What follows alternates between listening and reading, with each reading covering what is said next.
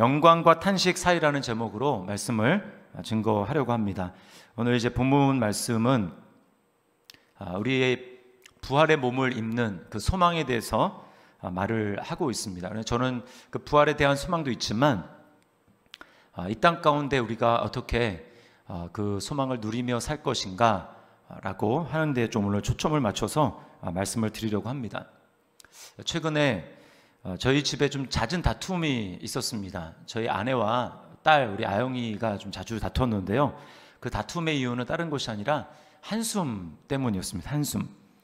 아내가 한숨을 제가 가끔 쉬면 아영이가 한숨을 쉬지 말라고 그렇게 엄마를 몰아붙입니다. 그러니까 아영이 입장에서는 엄마의 한숨이 뭐로 들리냐면 자기를 한심스럽게 여기는 엄마의 비난으로 들려지게 되는 것입니다. 그러니까 저희가 학원을 보내지 않거든요. 대신 아내가 이제 아이들이 공부할 때 옆에 이제 같이 앉아서 학업 분위기를 잡아주는 그 역할을 하고 있습니다. 그러다 보면 아이들이 이제 공부를 뭐 이렇게 집중해서 잘 하기보다는 그렇지 못할 때가 참 많죠. 부족하고 아이들이 연약한 모습이 참 많습니다. 그 아내가 보니까 딸이 항상 목표는 거창하게 잡는데 그 목표를 이루기 위한 노력은 턱없이 못 미치는 것을 보니까 안타까운 것입니다. 그래서 이런저런 잔소리도 하게 되고 또 가끔은 한숨도 쉬게 되는데 그 한숨이 이제 딸의 입장에서는 너는 왜 항상 그러니? 그것밖에 못하니? 라고 하는 비난으로 들린다는 것입니다. 그러면 이제 그 소명을 하죠. 해명을 합니다. 너 때문에 그러는 게 아니고 엄마가 힘들어서 그래 라고 이야기를 설명을 합니다. 그래도 안 듣는 거예요. 양쪽 다 컨디션이 좋을 때는 괜찮은데 그렇지 않을 때는 큰 소리가 납니다. 여러 번 싸우다가 요즘에는 아내가 양보를 했습니다. 어쨌거나 한숨 쉬는 것은 뭐 그렇게 좋은 건 아니니까 아내가 양보를 했습니다. 그리고 요즘에 아내가 한숨을 쉬지 않으려고 얼마나 눈치를 보는지 모릅니다. 여러분, 근데 사실 한숨 지으며 살아가는 그 삶, 이것이 바로 이 세상 살아가는 삶의 특징이라고 할 수 있습니다. 오늘 본문은 바울이 이 땅에서 살아가는 삶을 바로 탄식하는 삶이다라고 이야기를 합니다. 2절을 보세요. 참으로 우리가 여기 있어 탄식하며 라고 이야기를 합니다. 여기 있어 탄식하며. 그러니까 뭡니까? 여기 이 땅에 살아가는 삶은 탄식하는 삶이다 라고 하는 것입니다. 여러분, 우리는 분명히 이 사실을 알아야 합니다. 모세의 고백을 여러분 기억하십니까? 모세가 뭐라고 하죠? 우리 연수가 70이요 강건하면 80이라도 그 연수의 자랑은 수고와 슬픔뿐이다 라고 이야기를 하고 있습니다. 그러니까 이 땅의 삶을 한마디로 요약하면 바로 수고와 슬픔이다. 다른 말로 하면 탄식이라는 것이죠. 먼저 우리 좀 생각해 볼 것은 그 이 땅에서의 삶이 왜 탄식인가 라고 하는 것입니다. 우리가 좀 몇 가지 이유를 살펴볼 수 있는데요, 그것은 오늘 이 땅에서의 삶이 임시 거처라고 바울 사도가 이야기하기 때문입니다. 1절 말씀을 보세요. 만일 땅에 있는 우리 장막집이 무너지면 하나님께서 지으신 집 곧 손으로 지은 것이 아니요 하늘에 있는 영원한 집이 우리에게 있는 줄 아느니라. 여기 바울이 지금 집이라고 이야기를 하는 것은 속사람 영혼의 거처를 이야기를 하는 것입니다. 그러니까 이 땅의 집은 바로 우리의 육체를 나타내는 것입니다. 우리의 육체. 바울은 이것을 바로 장막집이다, 우리의 육체를 장막집에 비유를 하고 있습니다. 한마디로 텐트라는 것이죠. 벽돌로 지은 튼튼한 집에 비해서 이 텐트 집은 매우 허술하기 짝이 없습니다. 약하고 불완전합니다. 그야말로 임시 거처로 사용하는 것이죠. 요즘 이제 캠핑족들이 굉장히 많이 늘어나고 있다고 합니다. 가족들이 캠핑을 가면 바닷가나 또 계곡이나 뭐 야영장 같은 곳에 텐트를 칩니다. 요즘에는 그런 것들이 잘 돼 있어서 야영장에 뭐 돈만 조금 내면 전기까지 다 들어옵니다. 바닥이 아주 평평하게 되어 있고 잠자기 아주 좋게 되어 있습니다. 그럼 집을 떠나서 자연을 벗삼아 그렇게 캠핑을 하면 얼마나 좋습니까? 공기도 맑고 또 자연을 벗삼아서 참 많은 일들을 할 수가 있습니다. 또 바베큐도 구워 먹고 참 좋습니다. 그러나 여러분, 아무리 좋아도 며칠입니다. 텐트는 텐트입니다. 집과 비교할 수가 없는 것이죠.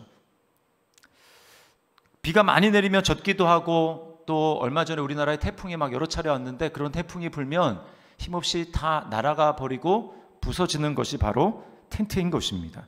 그래서 여행을 많이 하는 사람일수록 집이 얼마나 좋다라는 것을 알게 되죠. 그래서 항상 여행 끝나고 집에 돌아오면 어떻습니까? 이렇게 안도의 한숨을 훅 내쉬면서 야, 정말 집이 제일 좋구나, 집만한 곳이 없구나라고 다 이야기를 합니다. 여러분, 우리가 가진 육체는 금방 낡고 또 연약한 집이라는 것을 알아야 합니다. 사람들은 굉장히 좀 착각을 하면서 살아가는 경향이 있어요.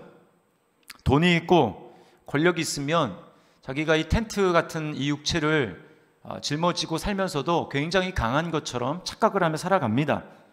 그러나 여러분, 굉장히 인간이 연약합니다. 우리가 보고 있지 않습니까? 요즘에 코로나19 바이러스 때문에 전 세계가 지금 9개월째 속수무책으로 아무 일 하지 못하고 있습니다. 트럼프 대통령, 돈이 굉장히 많죠. 권력도 있습니다. 처음에는 마스크 안 쓴다고 자기는 마스크 안 써도 안 걸린다 이렇게 얘기하더니 얼마 지나더니 이제 마스크를 씁니다. 그만큼 인간이 연약한 것입니다. 왜요? 우리의 이 육체는 텐트이기 때문에, 장막집이기 때문에, 임시 거처이기 때문에 그러한 것입니다. 그래서 아무리 열심히 운동을 하고 몸 관리를 열심히 한다 할지라도 결국은 늙고 병들고 죽는 거예요. 이걸 막을 수가 없습니다. 얼짱, 몸짱, 또 동안이다 이런 얘기를 아무리 본다 할지라도 소용이 없습니다. 어떤 여러분 이제 가운데 동안이신 분들, 오랜만에 어떤 아는 분들 만나면 그렇게 얘기하지 않습니까? 어머 집사님 어쩌면 이렇게 10년 만에 만났는데도 얼굴이 그대로세요, 이렇게 이야기하지 않습니까? 여러분 속지 마세요. 속으면 안 됩니다. 기분 좋으라고 그럴 수도 있고, 또 사람의 눈은 정확하지 않아요. 그러나 여러분이 사진을 한번 보십시오. 10년 전에 찍은 사진과 최근에 찍은 사진을 한번 비교해 보십시오.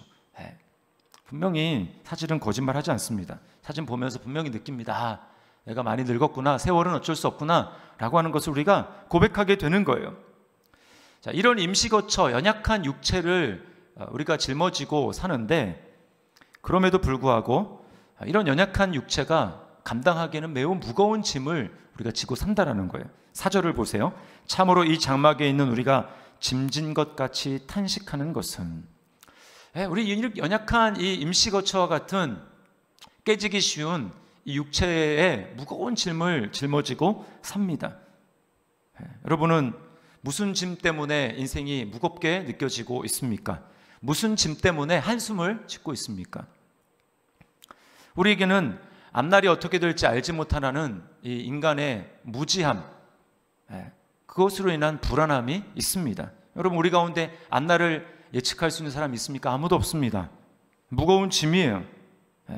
코로나19 때문에 일상이 이렇게 완전히 무너지게 될 줄 여러분 누가 생각했겠어요? 그래서 오늘날 뉴 노멀이라고 하지 않습니까? 절대로 코로나 이전과 같은 삶으로 돌아갈 수 없다. 이제 인생은 코로나 전이냐 코로나 이후냐라는 것으로 나누어진다라고 이야기를 합니다. 완전히 다른 삶이 펼쳐지게 되는 것이죠. 그래서 제가 이제 신방을 이렇게 하고 이야기를 듣다 보면은 남자분들이 회사에서 막 프로젝트가 바뀐다라는 거예요. 그럴 수밖에 없죠. 지금 환경이 달라졌기 때문에 이전과 같은 방식으로 매출을 낼 수 없기 때문에 프로젝트를 바꾸는 것입니다. 새로운 업무에 적용해야 되는 것이죠. 그래서 전문가들이 정말 이 사람은 이렇게 저 사람은 저렇게 많은 이야기들을 합니다만, 여러분 그 사람 말이 100% 다 맞다고 누가 장담을 할 수 있겠어요? 아무도 장담할 수 없습니다. 그런가 하면 요즘 우리나라는 부동산 그 대책 영향으로 막 집값이 올라가고 전세값이 올라가고 있습니다. 제가 2주 전에 핸드폰에 저장되지 않은 번호로 전화를 받았어요. 받아보니까 집 주인입니다. 요는 뭐냐? 내년 1월 말이 만기인데 자기가 들어갈 테니까 집을 비워달라라고 하는 것입니다. 순간 속으로 주여 소리가 나왔습니다. 제가 운전 중이었는데 그때 저희가 지금 아파트로 들어오게 된 게 입주하는 시기였기 때문에 이제 굉장히 좀 싼 가격으로 저희가 들어왔거든요. 근데 지금은 2배가 올랐습니다. 이 가격으로, 저희가 들어온 가격으로는 주변에 전세값 구할 데가 없어요. 걱정입니다. 여러분이 이제 기도해 주셔야 돼요. 앞날에 대한 불안감이라는 무거운 짐을 지고 우리가 살아가고 있습니다. 여러분, 이렇게 임시 거처로의 삶, 연약한 육체로서 무거운 짐을 짊어지고 살아가다 보면 우리는 자칫하면 이 세상에 대해서 비관적인 생각을 갖게 됩니다. 그래서 사람들 가운데는 짐이 너무 무겁게 느껴지니까 어떻습니까? 스스로 그 짐을 견디다 못해서 목숨을 끊어버리는 사람들이 많이 있습니다. 그러면 얼마나 힘들고 짐이 무겁게 느껴지면 스스로 목숨을 끊겠어요. 그러나 여러분, 육체를 벗어버리는 그것은 참다운 해결책이 아닙니다. 오늘 본문에서는 육체를 벗어버리는 것이 중요한 것이 아니라 덧입는 것이 중요하다, 벗어버리는 것이 아니라 덧입어야 된다라고 이야기를 하고 있어요. 2절과 3절을 보세요. 참으로 우리가 여기 있어 탄식하며 하늘로부터 오는 우리 처소로 덧입기를 간절히 사모하노라. 이렇게 입음은 우리가 벗은 자들로 발견되지 않으려 함이라. 여러분, 여기 덧입는다라는 것은 그리스도의 영광스러운 부활의 몸을 말하는 것입니다. 그리스도의 부활의 영광의 몸을 우리가 덧입는 것, 그 덧입는 것이 있어야 된다라는 것이죠. 그러나 우리에게 부활의 영광이 있습니다 라고 이야기를 해도 어떤 분들 가운데 그것이 굉장히 멀리 느껴지는 분들이 있을 것입니다. 피부로 와닿지 않는 거죠. 너무 많이 들어서 부활한다고 하는 거 너무 많이 들어가지고 별로 실감이 나지 않을 수도 있고, 또 어떤 분들은 지금 삶이 너무 지금 힘겹고 고달프고 짐이 무겁다 보니까 그냥 한참 후에 있을 것 같은 그 부활의 영광, 그것이 별로 나에게 해당 사항이 없는 것처럼 그렇게 느껴지는 분도 있을 것입니다. 여러분, 바다 너머에 엄청나게 좋은 보물섬이 있다 할지라도, 기다리고 있다 할지라도 거기까지 가는 이 배가 튼튼하고 어떠한 폭풍우와 또 태풍이 불어도 절대로 흔들리지 않는다라는 이 확신이 있어야 우리는 소망을 잃지 않을 수 있는 것입니다. 여러분, 부활의 영광의 몸을 입을 때까지 어떻게 우리가 버틸 수 있을까요? 부활의 영광과 지금 한숨 짓는 탄식 사이에 우리는 무엇을 붙들며 나아가야 할까요? 어떻게 우리가 소망의 항구까지 이르도록 할 수 있을까요? 그 힘이 무엇일까요? 그것은 바로 한숨 짓는 나를 위해서 이 땅에 오신 임마누엘 하나님을 기억하는 것입니다. 여러분, 성경에 나와 있는 구약부터 쭉 신약까지 살펴보십시오. 하나님은 한 번도 한숨 짓는 백성들, 자기 백성들을 놓아버리지 않으십니다. 하나님은 탄식하는 자기 백성을 반드시 찾아오시고 구원하시는 분이세요. 지난주에 우리가 창세기 묵상을 마쳤습니다. 해피엔딩으로 끝났죠. 그 흉년 있는 동안에 이스라엘 백성들이 이스라엘 족속 한 70여 명 되는 그 사람들이 굶어 죽지 않았습니다. 자, 그런데 400년이 지나면, 이제 출애굽에 나오지만 400년이 지나면 분위기가 완전히 달라집니다. 바로는 이스라엘 백성들을 노예로 부리기 시작합니다. 이스라엘 백성들은 날마다 어깨에 무거운 짐을 지고 노역하면서 고된 노역에 시달렸습니다. 여러분, 이들이 어떻게 바로의 압제에서 벗어나게 되었습니까? 하나님이 그들이 고된 노동 가운데 시달리는 그 신음과 탄식을 하나님이 들으셨어요. 그래서 하나님이 모세를 보내신 것입니다. 내가 저들의 한숨 짓는 것, 탄식을 내가 들었노라. 그래서 모세를 하나님이 보내시는 것입니다. 여러분, 그와 똑같이 하나님께서 죄 가운데 고통하며 탄식하는 저희들의 소리를, 우리들의 소리를 들으시고 이 땅 가운데 보내신 분이 바로 예수 그리스도입니다. 신약 복음서에 넘어와서 복음서를 다 읽어보세요. 죄 때문에 신음하고 있는 사람들에게 예수님은 얼마나 민감하고 또 즉각적으로 반응하시는지 모릅니다. 베데스다 연못 아십니까?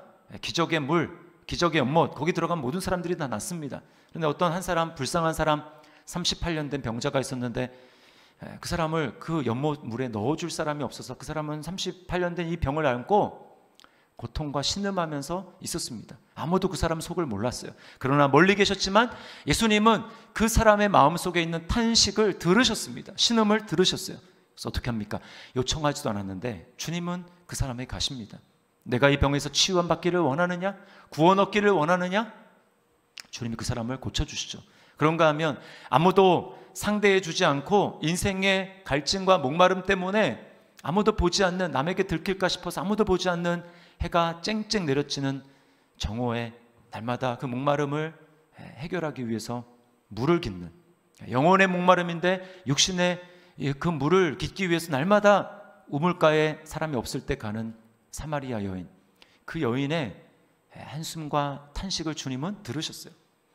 그래서 수십 킬로 떨어진 그곳을 주님은 몇 시간이나 걸으셔서 아무도 말하지 않았는데 주님이 그것을 들으시고 찾아가십니다. 그리고 그의 마음속에 있는 탄식을 기쁨으로 바꾸어 주세요. 성경에 이 복음서에 예수님이 탄식하셨다라고 하는 기록이 딱 한 번 등장합니다. 그것은 바로 마가복음 7장에 나오는데요. 거기 보면 이제 그 귀먹고 말 더듬는 사람이 등장합니다. 귀먹고 말, 귀도 먹고 말도 제대로 하지 못하는 사람이에요. 사람들이 그 사람을 예수님 앞으로 데려옵니다. 고쳐달라고 하는 것이죠. 예수님은 어떻게 하십니까? 손가락을 그 사람의 양쪽 귀에 넣습니다. 그리고는 침을 뱉어, 자신의 손에 침을 뱉어서 그 사람의 혀에 대십니다. 그러면서 이렇게 하십니다. 침을 그 혀에 대시고 하늘을 우러러 탄식하셨다고 말씀해요. 탄식하시면서 그러면 이렇게 얘기합니다. 에바다, 열려라 라고 말씀을 하셨어요. 그러자 그의 막혔던 귀가 열립니다. 그의 굳어졌던 혀가 풀리면서 그의 말이 분명해지게 되었어요. 여러분, 이 사람이 누구를 나타냅니까? 바로 죄 가운데, 죄 때문에 하나님과 관계가 막혀서 그래서 치유받아야 될 우리 인생을 보여주는 것입니다. 여러분, 죄 때문에 우리의 영적인 귀는 막혔습니다. 하나님의 음성을 듣지 못합니다. 하나님의 음성을 듣지 못하다 보니까 하나님을 알지도 못하고, 그리고 내가 내 인생에 필요한 모든 것들을 하나님 앞에 기도할 줄을, 그래서 하나님 앞에 구할 줄을 알지 못하는 것입니다. 하나님과의 관계가 막혀서 하나님의 생명에서 떠나 있던 우리, 인생의 모든 짐을 홀로 지고 마치 고아인 것처럼 무거운 짐을 지고 걸어가는 우리를 주님은 불쌍히 여기시고 탄식하는 거예요. 그래서 주님이 어떻게 하셨습니까? 우리 모두를 위해서 주님은 십자가 위에 자진해서 올라가셨습니다. 주님이 십자가에 올라가시자 놀라운 일이 벌어집니다. 어떻게 됩니까? 주님의 귀가 안 들리는 거예요. 주님은 늘 아버지 하나님의 음성을 들으시는 분이었습니다. 그 사랑의 음성에 한시도 쉬지 않고 너는 내 사랑하는 아들이라, 내가 너를 기뻐한다 라고 하는 그 아버지의 사랑의 음성을 날마다 듣고 사셨는데, 십자가에 올라가니까 여러분, 하나님의 그 음성이 들리지 않는 거예요. 영적인 귀머거리가 되셨습니다. 주님이. 왜 그렇습니까? 죄 때문에 막혀있는 우리의 죄를 주님이 대신 다 짊어지시고 주님 십자가 위에서 죄 자체가 되셨기 때문에 이제 주님이 우리를 대신해서 영적인 귀가 먹어버리신 거예요. 아버지의 그 사랑의 음성이 들리지 않는 것입니다. 아버지의 사랑이 아니라 아버지의 진노가 그 앞에 놓여있게 된 것입니다. 이제 캄캄한 거예요. 아버지로부터 완전히 주님이 단절되셨습니다. 그렇게 해서 주님이 십자가에 죽으신 거예요. 우리의 죄를 지시고 주님이 십자가에 죽으신 것입니다. 주님이 부활하심으로 말미암아 어떤 일이 일어났습니까? 이제 막혔던 하나님과의 그 막혔던 모든 것들이 다 뚫려지고 열려지게 된 거예요. 그게 바로 에바다입니다. 열려라. 우리 앞에 다 열렸어요. 하나님과 우리의 관계가 열렸습니다. 우리 영적인 귀가 열렸습니다. 그래서 하나님의 사랑의 음성이 예수님에게만 들리는 것이 아니라 우리에게도 들립니다. 너는 내 사랑하는 아들이다. 내가 너를 기뻐한다. 똑같은 그 음성이 예수 그리스도 안에서 우리에게 들리는 거예요. 여러분, 주님이 바로 우리에게 놀라운 이 일을 행하신 것입니다. 뿐만입니까? 우리의 입도 열렸어요. 전에는 우리의 입이 닫혀서 하나님을 아버지라고 부를 수 없었어요. 그러나 이제 우리의 입이 열려서 하나님을 아버지라고 부르고 하나님께 마음껏 기도하고 기쁨에 넘치는 찬양을 하나님 앞에 드릴 수 있는 자가 된 것입니다. 여러분, 바로 이게 놀라운 예수님의 열어주신 에바다의 축복인 것입니다. 그것이 어떻게 가능했습니까? 우리를 위해서 대신 탄식하시면서 우리의 막힌 것들 열어주신, 우리와 함께 하시는 그 예수 그리스도의 사랑 때문에 우리에게 열려진 것입니다. 이제 우리를 향해서 하나님의 은혜와 사랑과 축복이 마구마구 쏟아지고 우리에게 흘러옵니다. 제가 이 말씀을 준비하면서 떠오른 찬양이 있는데요, 여러분 다 아시는 찬양입니다. 복음성가에 보면 내가 건너야 할 강 거기서 내 죄 씻었네 이제 주의 사랑이 나를 향해 흐르네.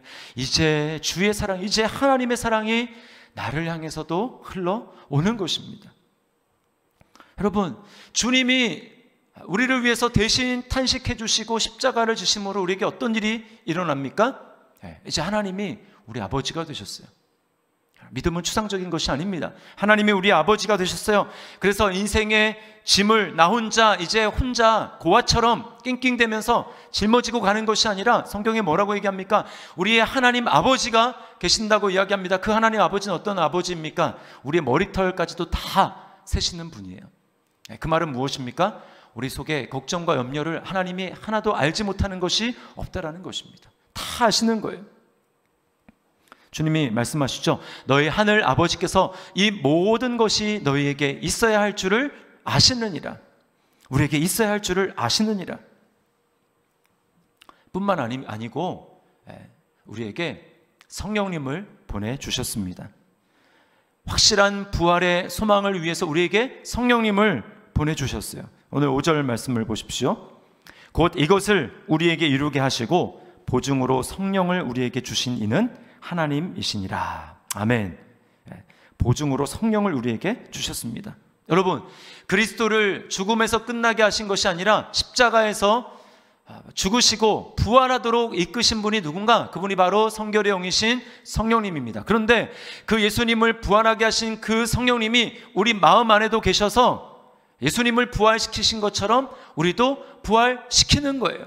성령님은 지금 우리 안에서 그 일을 행하고 계십니다. 그래서 때때로 우리가 세상의 것들을 바라보면서 낙심하고 있을 때에 성령님께서는 우리 안에 역사하셔서 우리의 속사람을 강건하게 하십니다. 그리고 예수님을 닮아가게 하십니다. 우리의 시선을 세상에서 예수님께로 돌리게 하십니다. 그리고 점점 거룩해지게 하시며 예수님에 대한 소망, 하늘에 대한 소망으로 점점 우리를 충만하게 하시는 거예요.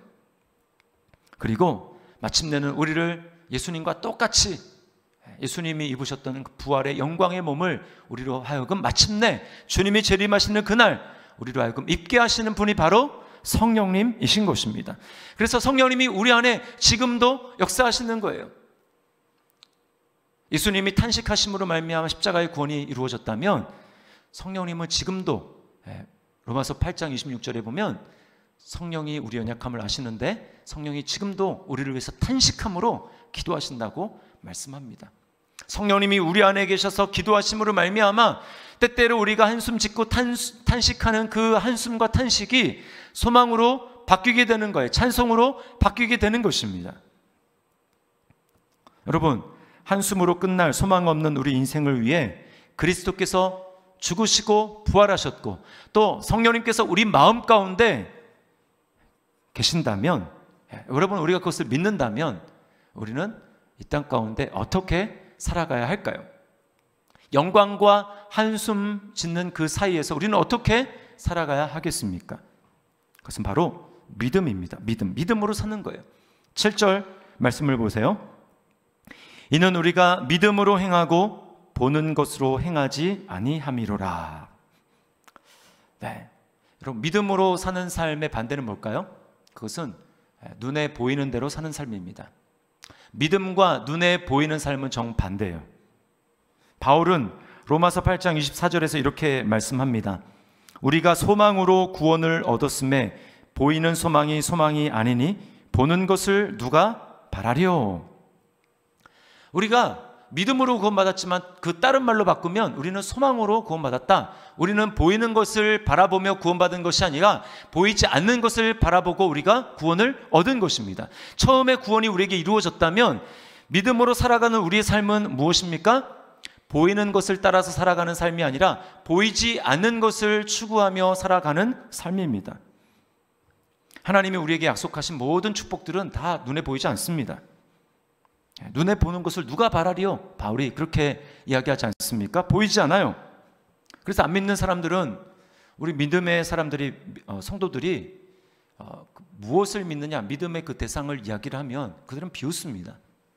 하나님이 어디 있냐, 눈에 봤냐, 보였냐, 또 천국 지옥 그런 게 어디 있냐, 그들은 그것을 믿지 않는 것입니다. 어리석어 보이는 것이죠. 그래서 그들은 눈에 보이는 것들만 추구하며 살아가는 것입니다. 눈에 보이는 것만 확실하다고 생각하는 것이죠. 그래서 손에 잡히는 무엇인가가 필요한 것입니다. 그 손에 잡히는 가장 확실한 게 뭐예요? 돈이죠, 돈. 돈입니다. 돈만 있으면 세상에서 해결되지 않는 문제가 거의 없죠. 돈만 있으면 당장 눈에 보이는 변화를 만들어낼 수 있는 것입니다. 그래서 여러분, 이스라엘 백성들이 구약에서부터 꾸준해서 계속 싸워온 그 대상이 무엇입니까? 우상이에요. 우상이 뭐예요? 하나님, 보이지 않는 하나님을 보는 것으로 눈에 만드는 것입니다. 모세가 하늘에 올라갔을 때, 모세가 시내산에 올라갔을 때 이스라엘 백성들의 금송아지 유혹에서 벗어나지 못한 이유가 무엇입니까? 보이지 않는 하나님, 이제까지 모세가 하나님 역할을 대신해서 모세가 보이면 그들이 이제 안심이 됐는데 모세가 안 보이니까 어때요? 이제 불안한 것입니다. 뭔가 눈에 보여야 되는 거예요. 그래서 만든 것이 바로 금송아지입니다. 여러분, 이것이 바로 마귀의 유혹인 것입니다. 눈에 보이는 확실한 게 있어야 된다.